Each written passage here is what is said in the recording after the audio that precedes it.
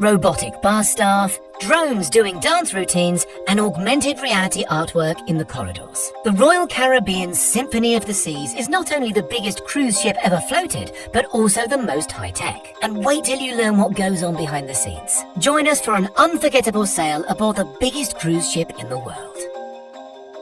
Symphony of the Sea's vital statistics make for impressive reading. At 228,081 gross tons, she's 5 times bigger than the Titanic and took the record for biggest cruise ship off sister ship Harmony of the Seas. Her planned successor, Wonder of the Seas, should be the next biggest again when she launches next year. 18 decks high with a maximum beam, that's ship talk for width, of 215 feet, Symphony of the Seas holds 2,759 cabins, 24 pools, 23 restaurants and 42 bars and lounges. She can entertain up to 6,680 passengers, looked after by a 2,200-person crew. The Oasis class vessel isn't just big, it's also pretty lively, cruising at a brisk 22 knots over open water. That's roughly 25 miles an hour. Not the fastest boat in the world perhaps, but not bad for a gigantic luxury resort. How does it achieve such speed? 3 16-cylinder Wärtsilä 16V46D common rail engines producing 25,290 horsepower each, and 3 additional 12-cylinder Wärtsilä 12V46 engines, each producing 18,590 horsepower. They're thirsty too, each guzzling up to 13,777 gallons of fuel per engine per hour. The engines are oriented Azipod style. That means each 20-foot wide propeller is mounted on a pod that can swivel to assist steering, which is more efficient than old-school rudders. Symphony's propulsion engines work in concert with 4 additional bow thrusters up front, which are electric-powered, and each generates 7,380 horsepower. For comparison, a Tesla Model 3 generates a combined power of about 480 horsepower. Marine engineers are always seeking clever efficiencies to make their energy-hungry fleets more sustainable. Symphony of the Seas incorporates a clever air lubrication system, which injects air into the turbulent layer of water underneath the ship's keel. This reduces friction by up to 1/10, which in turn can cut fuel use by up to 1/4. That's a pretty huge deal. And as a bonus, air lubrication also reduces noise and vibration levels in the aft portion of the ship. Enough about the engines, what are the cabins like? Roughly half of the Symphony of the Seas is made up of cabins, or staterooms to use their fancy name. For the last word in holiday indulgence, check out the Ultimate Family Suite. Sprawled over 1,346 square feet, with a balcony hot tub and a mesh-enclosed outdoor climbing apparatus, the suite features an air hockey table, mini-golf, chalkboard wall, and a fun slide to move swiftly between levels. There's a floor-to-ceiling Lego wall and a vast 85-inch theatre-style TV with 3D movies on demand. Not to mention a private multi-platform video game library, all for a mere $50,000 per week. Most staterooms are somewhat more compact, so even something as trivial as the thickness of a veneer on the cabin walls could be pared back over the entire length of the ship in order to squeeze in an extra cabin per deck. The rooms are acoustically insulated to shield engine noise and dance music from the onboard nightclubs. All toilets are guaranteed not to spill their contents into the cabin,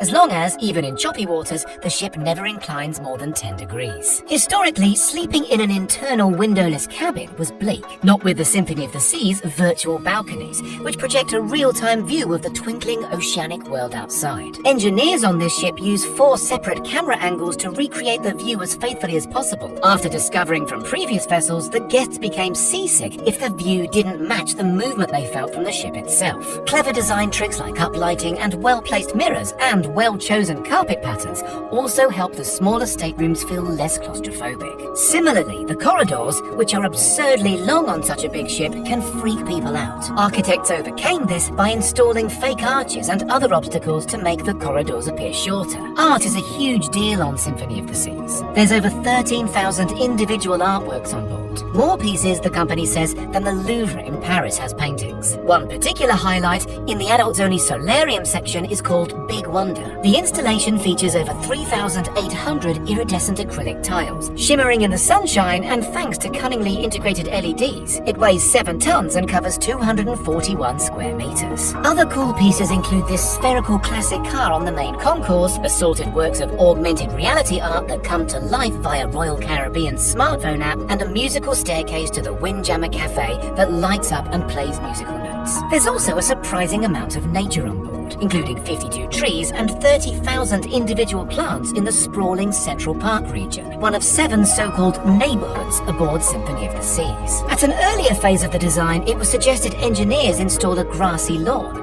but the prospect of salty air and heavy footfall meant that idea was wisely shelved. So how do the guests keep busy? Ultimate Abyss is a 10-story helter-skelter with pulsing LED lights and sound effects. You climb into an anglerfish's mouth 130 meters above sea level, that's higher than Mount Rushmore, and plummet down the longest slide anywhere at sea. You can zip line across the ship's distinctive internal cavernous open space, 9 stories above the deck. There's a full-sized basketball court and dodgeball arena, and a casino, a comedy club, 2 12-meter climbing walls, a science lab just for kids, and a library. They even host regular parades with fully costumed actors, acrobats, and giant balloon drops, and DJ-led pool parties. The perfect storm is a triple-speed water slide with a swirly champagne bowl at the bottom. And there's a full-on water park festooned with tasteful deck chairs at Splashaway Bay. If all that sounds a bit naff and resorty, why not try a round of glow-in-the-dark laser tag? Or try your hand at surfing on not 1, but 2 12-meter flow rider surf simulators. The aft deck is dominated by an innovative aqua theatre, where Olympic standard divers plunge 9 meters through the air into the deepest pool on any ship anywhere, performing daredevil acrobatics with dazzling light shows and other choreographed theatrics. Not keen on the water? There's a normal theatre towards the bow end, where highlights include the musical Hairspray and a show celebrating the history of aviation with a moon landing and a proper working reenactment of the Wright brothers plane. Oh,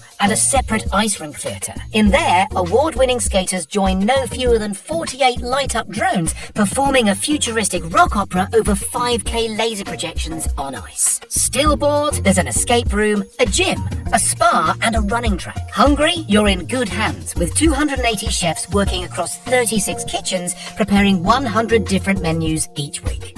11 million meals a year are served. Every week, that works out as 700 pounds of ice cream and 2,100 pounds of lobster tails. In the bakery, they bake 40 different types of bread from all over the world, as the onboard butcher slices and dices 15,000 pounds of beef and 9,700 pounds of chicken. That's every week. As you'd expect, that all entails quite a feat of logistics. On turnaround day at the port of Miami, Symphony of the Seas typically takes on board 30 trucks worth of food. Crew will order based on the passenger manifest.